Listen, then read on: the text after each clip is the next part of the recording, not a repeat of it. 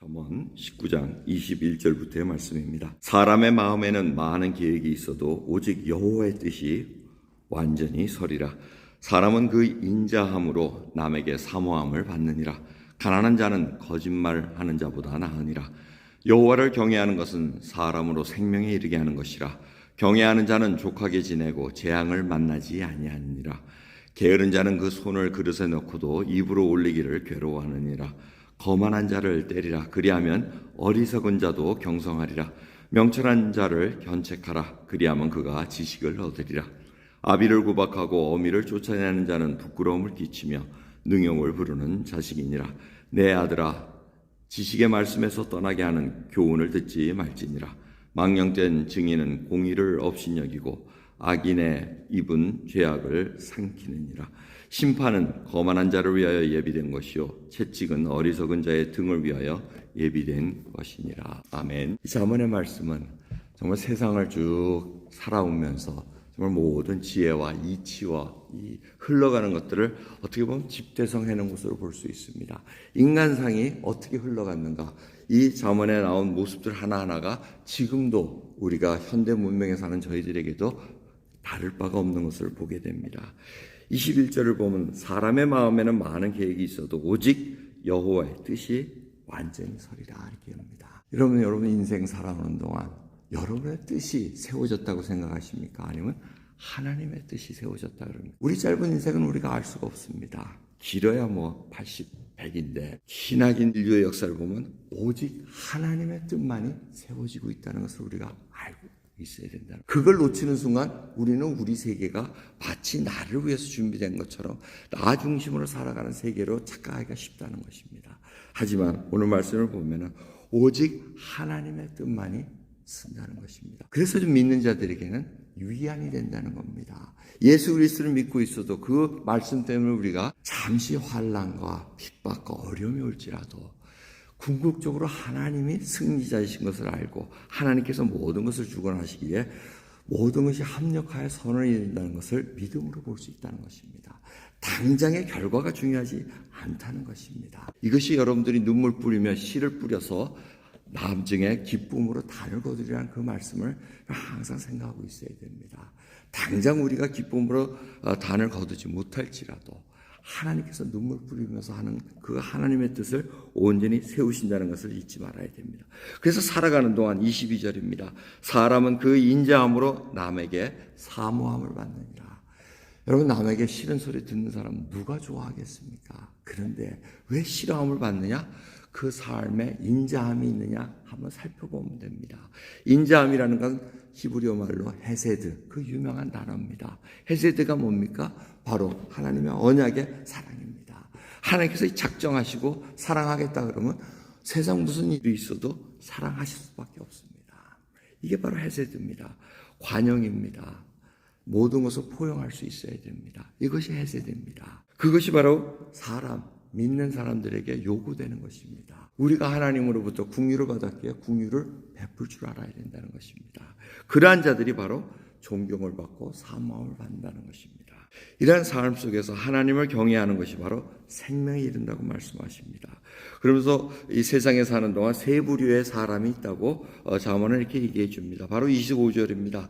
거만한 자가 있고 어리석은 자가 있고 명철한 자가 있다고 얘기합니다. 이들의 반응이 틀립니다. 다 실수를 할 때가 있습니다. 잘못을 할 때가 있습니다. 그래서 잘못했을 때 거만한 자를 때려도 이 자는 돌아서질 않습니다. 거만하기 때문에.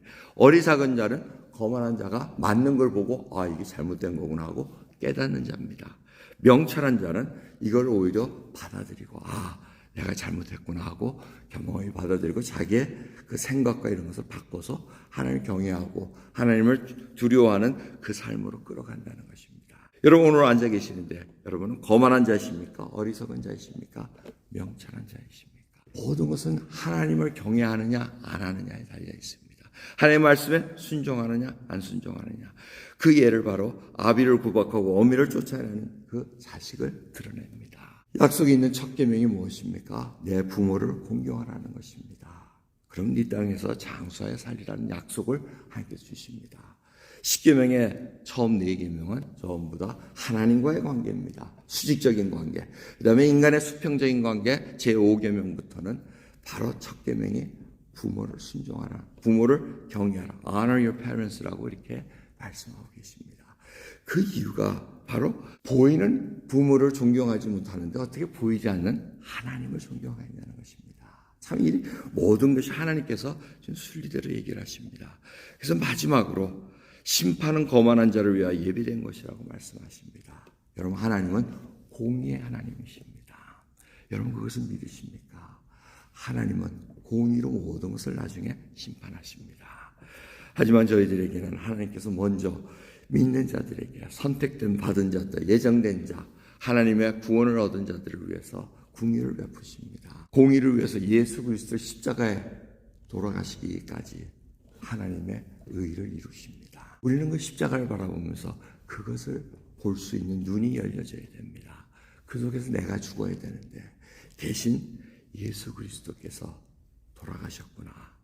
나를 위해서 돌아가셨다면 정말 우리의 생명을 위해서 예수가 돌아가셨다면 세상에서도 나를 위해서 누가 장기를 기증하고 뭘 했으면은 정말 그분의 뜻을 이루고자 참 애를 많이 쓸 것입니다. 하지만 우리의 생명, 영원한 생명을 주신 그 예수 그리스도 하나님의 사랑을 깨달을 때 이것이 바로 은혜로구나. 여러분 추수감사절을 맞이해서 다른 것 보지 마시고 내가 정말 구원에 거하고 있는가. 하나님의 은혜가 얼마나 크신지 나를 이 어리석고 거만하고 교만하고 정말 남을 우습게 여기는 그런 아주 못된 나를 위해서까지 하나님께서 생명을 허락하신 것을 생각하시면 기쁨과 감사가 나오지 않을 수가 없다는 것입니다. 영원한 지옥불에 들어갈 수밖에 없는 저희들을 건져내셔 이제는 하나님의 백성으로 예수 그리스도의 복음을 전하기 위해서 저희를 쓰고 계시다는 것 잊지 마시면서 오늘 하루 지낸 저와 여러분 되기를 소원합니다. 하겠습니다. 감사합니다. 오늘도 귀한 새벽입니다. 참으로 11월 추수감사를 맞이해서 2023년 많은 소용돌이 속에서도 여기까지 끌고 오셨나이다. 해세됩니다. 하나님의 인자하심 때문에 저희가 여기까지 왔나이다. 그 고백이 있기를 간절히 바라고 납나이다. 붙들어 주시고 주님의 그 큰 사랑과 풍요로움을 만끽하며 살아갈 수 있는 귀한 하루로 인도해 주옵소서. 감사드리며 예수 그리스도의 이름으로 기도드리옵나이다. 아멘.